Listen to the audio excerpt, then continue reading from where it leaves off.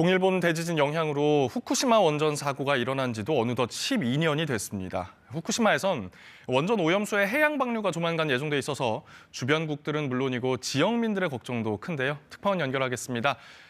박원기 특파원, 후쿠시마 직접 다녀오셨는데 현지 분위기 먼저 전해주시죠.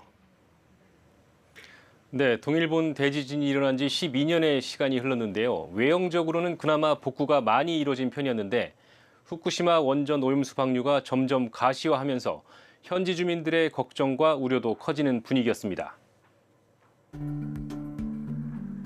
2011년 3월 11일 규모 9.0의 강진이 일어났고 이튿날 일어난 후쿠시마 제1원전 사고는 재앙의 정점을 찍었는데요.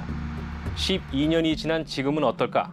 원전에서 30여 킬로미터 떨어진 작은 항구에 가봤습니다. 후쿠시마 앞바다에서 정상 조업이 재개된 지 이제 겨우 2년 정도가 됐는데 조만간 오염수 방류가 현실로 다가온다고 생각하니 어업인들의 마음은 타들어갑니다. いろんな今度放射線物質だのいろいろ出るでしょう。そうなればまた今度魚ストップしまべよ。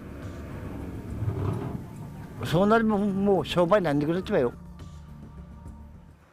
일본 정부는 그래도 끝끝내 오염수를 방류하겠다는 계획이죠. 네, 그렇습니다. 기시다 일본 총리가 이번 달 들어서도 여러 차례 방류 의지를 밝혔는데요. 직접 들어보시죠. 本年、春から夏と見込むこれに変更はありません。先送りできない課題であると。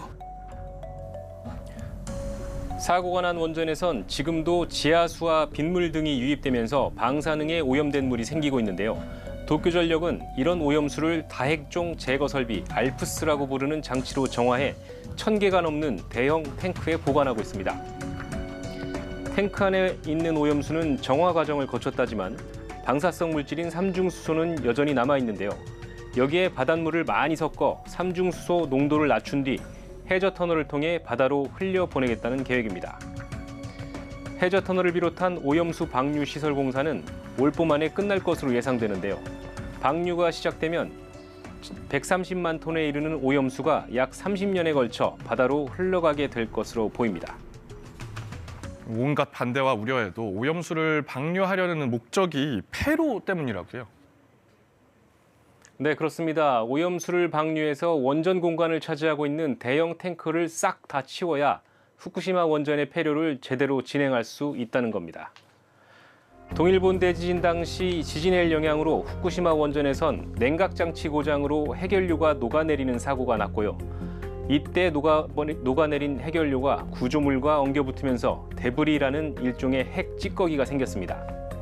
이런 데브리는 원전 1호기부터 3호기, 그 원자로와 주변에 880여 톤이나 쌓여 있는 것으로 추정되고 있습니다. 그런 데브리 제거가 필수인데 일본 정부와 도쿄전력이 짠 계획대로 착착 진행된다고 해도 폐로에는 최소 30년 이상 시간이 걸릴 전망입니다.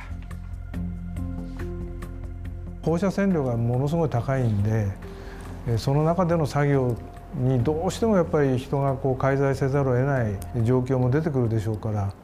そういう意味ではもう非常にやっぱり長い時間がかかるではないかと見ています. 막대한 원전 피해를 입었는데 그럼에도 일본은 원전을 포기하지 않겠다는 입장이에요.